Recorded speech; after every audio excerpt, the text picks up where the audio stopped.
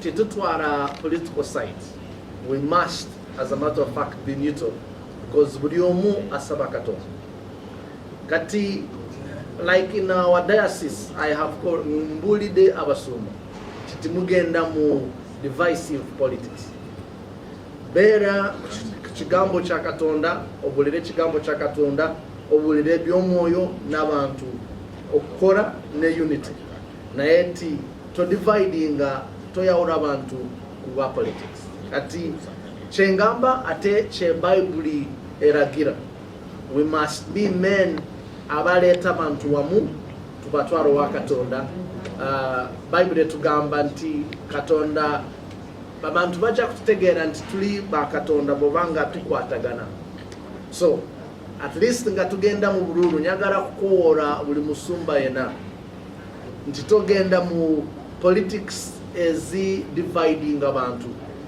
Beera omubuulizi w'ekigambo kya Katonda ng'oleeta abantu ku Katonda toyawula tokolesa kituutu kyo okubuulira political candidate against the other.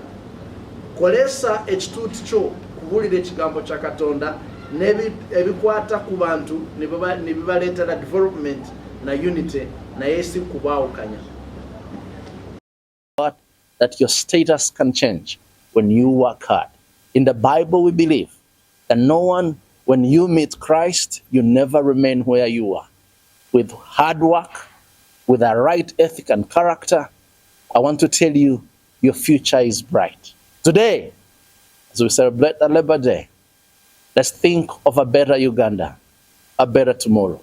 Hard-working Ugandans, bringing stuff on the market, being relevant, that we will, as a Ugandan population, be so important to be ignored anywhere in the world by the products we bring on our market. And I will be praying for you that the Lord will bless the work of your hands.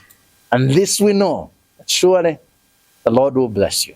Thank you, wherever you are as you celebrate. Today, as you end your day, as you take your meal, just remember, yes, this is from my hard-earned sweat. And as you look for a better year that lies ahead of us.